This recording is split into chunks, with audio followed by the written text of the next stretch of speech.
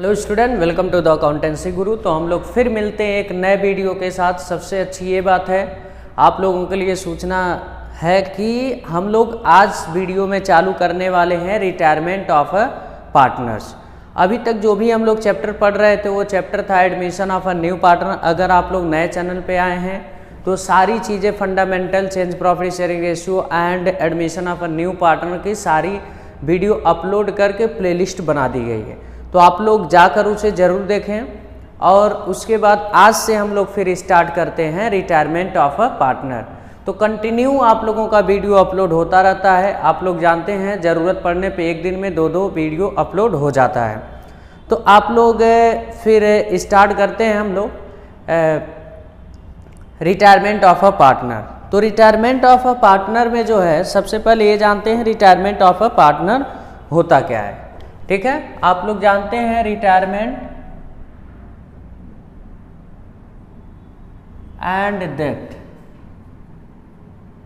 Of partner. ये दोनों retirement और डेथ जो है दोनों एक ही में क्या है, इंक्लूड है। सबसे पहले हम लोग रिटायरमेंट पढ़ेंगे, फिर इसके बाद क्या पढ़ेंगे, डेथ पढ़ेंगे। तो आप लोगों को बता दें रिटायरमेंट ऑफ अ पार्टनर क्या होता है। रिटायरमेंट ऑफ अ पार्टनर का मतलब ये होता है हर एक पार्टनर की राइट होता है, have a right to every each partner retirement from business at any time after advance notice given. अगर चाहे जो पार्टनर चाहे जब चाहे वो क्या हो सकता है, रिटायर हो सकता है, उसके पास ये अधिकार होता है। लेकिन उसको रीजन के साथ क्या देना पड़ेगा, फर्म को नोटिस देना पड़ेगा कि भाई एडवांस में नोटिस देना पड़ेगा कि हम फर्म से क्या लेना चाहते हैं, रिटायरमेंट लेना चाहते हैं। ठीक है, अब वो कोई भी समस्याएं रीजन्स हो सकते हैं रिटायरमेंट का, ड्यू टू ओल्ड एज हो सकता है, और हो सकता है मोर प्रॉफिटेबिलिटी, दूसरा बिजनेस करना चाहता है, और ये भी हो सकता है अपने कंट्री से दूसरे कंट्री में ट्रांसफ़र होना चाहता है। तो ये सब सारी चीज़ें वजह से वो क्या लग सकता है, रिटायरमेंट ले सकता है। ठीक है, अब इसके बाद रिटायरमेंट के समय आप लोग जानते हैं अगर कोई भी पार्टनर हमारे फर्म में काम किया है तो हमारे बिजनेस में, हमारे पार्टनरशिप फर्म में काफ़ी ज़्यादा उस समय क्या किया होगा, अपना स्पेंड किया होगा बिजनेस में, तो उसका कुछ ऐसा होता है, कुछ शेयर बनता है हमारे पार्टनरशिप फर्म में, कुछ उस रिटायरमेंट पार्टनर का क्या बनता है, शेयर बनता है। ठीक है, तो जो भी शेयर बनेगा उसको उनको उठाकर उतना क्या किया जाएगा, दे दिया जाएगा। अगर हमारे बिजनेस में गुडविल है तो गुडविल में भी उनका शेयर बनेगा। ठीक है, अगर रिजर्व है तो रिजर्व में भी उनका शेयर बनेगा। अगर कोई अक्यूमुलेटेड प्रॉफिट है और या तो लॉस है उसमें भी इनका शेयर बनेगा। अगर एसेट्स को रिवैल्यूएशन करने पर प्रॉफिट लॉस होता है उसमें भी इनका क्या बनेगा, एसेट्स एंड लायबिलिटी का रिवैल्यूएट करने पे प्रॉफिट लॉस होता है उसमें भी उनका शेयर बनेगा। यानी जितनी भी फर्म में रिजर्व एंड सरप्लस सारी चीज़ें हैं सब में उनका शेयर बन जाएगा। अब देखो यहाँ दो चीज़ें हम आप लोगों को समझाने वाले हैं। रिटायरमेंट ऑफ अ पार्टनर तो समझ गए, रीजन भी समझ गए, और किस में उनका शेयर बनता है ये भी समझ गए, और उनका जो कैपिटल होगा वो भी कैपिटल को उठाकर उनको दे दिया जाएगा। तीन सब सारी चीज़ों में उनका शेयर, ऐसा नहीं है कि पूरी चीज़ें उठाकर लेकर चले जाएंगे, उतना ही वैल्यू लेकर जाएंगे जितना उनके शेयर होता है। ठीक है, जितना उनके शेयर में आ रहा है उतना ही वैल्यू ये क्या करेंगे, लेकर जाएंगे। तो आप लोगों को हम ये चीज़ें बताने वाले हैं कि रिमेनिंग पार्टनर क्या होता है और रिटायरिंग पार्टनर क्या होता है। रिमेनिंग पार्टनर का मतलब जैसे ए बी सी हैं, सी रिटायर हो गया तो ए बी हमारे बिजनेस में बच रहे हैं तो ए बी क्या हो जाएंगे, रिमेनिंग पार्टनर, और जो रिटायर हो रहा है सी को क्या बोला जाएगा, रिटायरिंग पार्टनर। तो इसमें बहुत सारे प्रॉब्लम हैं इस चैप्टर में कैलकुलेट करने के लिए। क्या क्या हम लोगों को पढ़ना है इस चैप्टर में, सबसे पहले ये देख लेते हैं। तो सबसे पहले आप लोग मीनिंग अच्छे से समझ गए होंगे, उसके रीजन भी समझ गए होंगे, और रिमेनिंग को ही कंटिन्यू पार्टनर भी बोला जाता है। तो अब कोई पार्टनर रिटायरमेंट हो जाता है तो हमारा फर्म नहीं बंद होता है, एग्रीमेंट टूट जाता है, जो पार्टनरशिप डीड बना होता है उसे क्या किया जाता है, ब्रीच कर दिया जाता है। अब रिमेनिंग पार्टनर मिलकर नए एग्रीमेंट को मिलाकर वो क्या करते हैं, बनाकर चलाने लगते हैं फर्म को।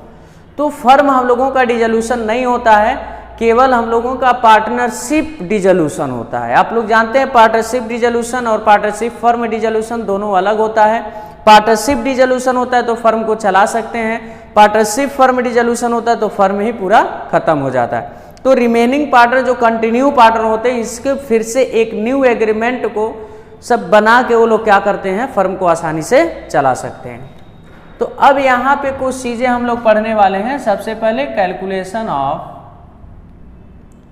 New ratio and gaining ratio. Calculation of new ratio and gaining ratio पहला पढ़ेंगे। दूसरा पढ़ेंगे accounting treatment of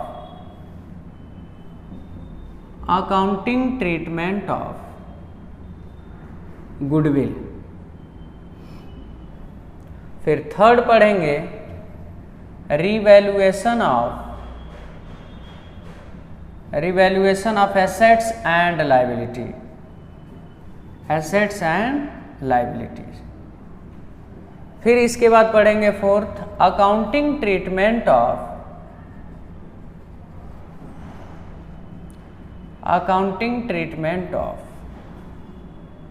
reserve accumulated profit and loss. फिर इसके बाद फिफ्थ पॉइंट पढ़ेंगे एडजस्टमेंट ऑफ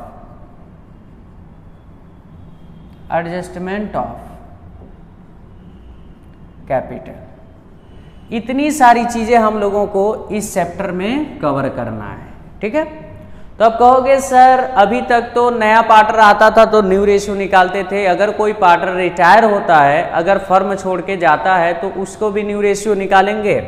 बिल्कुल निकालेंगे। ए बी सी पार्टनर हैं, अगर सी रिटायर हो गया तो बचे कौन, ए बी, इनको बोला जाएगा न्यू पार्टनर। जो इनका रेशियो होना चाहिए, पहले तो तीनों लोगों का रेशियो होगा लेकिन अब दोनों का क्या रहेगा, केवल 2 रेशियो रहेगा। तो जो रेशियो निकालेंगे ए बी का उसी को क्या बोलेंगे, न्यू रेशियो। तो इसमें जो है न्यू रेशियो आप लोग समझ गए होंगे। न्यू रेशियो उसे कहा जाता है जब कोई पार्टनर रिटायर हो जाता है तो उसको रिटायर करने के बाद जो रिमेनिंग पार्टनर फ्यूचर में प्रॉफिट शेयरिंग रेशियो डिस्ट्रीब्यूशन करने के लिए डिसाइडेड करते हैं तो उसी को क्या बोला जाता है, न्यू रेशियो। तो अब इसमें कैलकुलेशन ऑफ न्यू रेशियो देख लेते हैं। सबसे पहले कैलकुलेशन ऑफ न्यू रेशियो पढ़ेंगे। Calculation of new ratio, calculation of new ratio, इसमें 2 केस है। पहला when share acquire by remaining partner not given.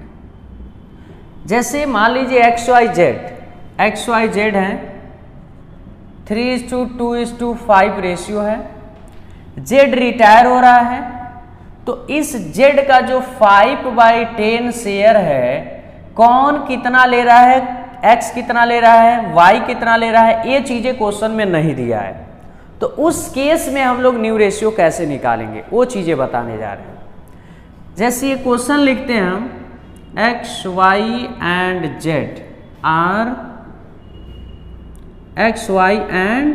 Z are partner, profit sharing ratio 5:3:2। Profit sharing ratio 5:3:2। अब यहां पे देखते हैं, केस लिखते हैं, 3 केस लिखेंगे। एक्स रिटायर फर्स्ट केस में है, एक्स रिटायर हो रहा है। सेकंड केस में वाई रिटायर हो रहा है और थर्ड केस में जेड रिटायर हो रहा है। एक्स वाई जेड तीनों क्या हो रहे हैं, बारी बारी से रिटायर हो रहे हैं। तो यहां पर जब हम लोग सॉल्यूशन चालू करेंगे, आप लोग ध्यान से देखिएगा, ओल्ड रेशियो जो है x:y:z का क्या है 5:3:2। तो पहले केस में कौन रिटायर हो रहा है x, तो कौन कौन बचेंगे y:z। तो x को हम लोग क्या करेंगे हटा देंगे शेयर, तो क्या बचेगा 3:2। यही हमारा न्यू रेशियो हो गया, यही क्या हो गया new ratio, case number 1। Case number 2 में कौन रिटायर हो रहा है भाई y रिटायर हो रहा है, तो अब y को हटाइए तो बचेगा कौन x और z। तो x:z is equal to x का शेयर कितना है 5 और z का कितना है 2, 5:2। अब इसके बाद थर्ड केस में क्या कहा है, थर्ड केस में z रिटायर हो रहा है तो z को हटा दीजिए, कौन बचा x:y, 5x:y, सॉरी कौन z रिटायर होगा x:y बचा। सेकेंड पॉइंट में देखिए y रिटायर हो रहा है तो y तो रिटायर हो गया ना, हाँ मिस्टेक, z बचा तो यहां क्या लिखेंगे z लिखेंगे और इसका क्या है 2, राइट। अब उसके बाद यहां पर x और y बचा, z रिटायर हो गया तो क्या बचा xy बचा, तो 5:3। ये हम लोगों का ये केसेस है पहला। अगर जो रिमेनिंग पार्टनर है कितना किससे शेयर अक्वायर कर रहा है वो चीजें नहीं दिया है, तो हम लोग जो पार्टनर रिटायर होता है उसका शेयर हटाने के बाद जो रिमेनिंग शेयर बचता है वही क्या हो जाता है न्यू प्रॉफिट शेयरिंग रेशियो, उसी को बोला जाता है न्यू प्रॉफिट शेयरिंग रेशियो। तो इसमें 2 केसेस है, बहुत ज्यादा केसेस नहीं है। तो फर्स्ट केस बता दिया when share acquire by remaining partner not given. तो और सेकंड केस इसमें दिखा देते हैं आप लोगों को कैसे देता है।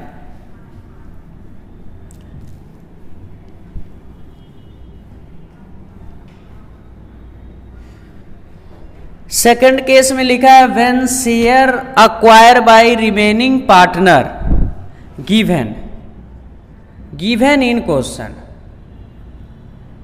यानी रिमेनिंग पार्टनर कितना शेयर अक्वायर कर रहा है वो दिया हुआ है।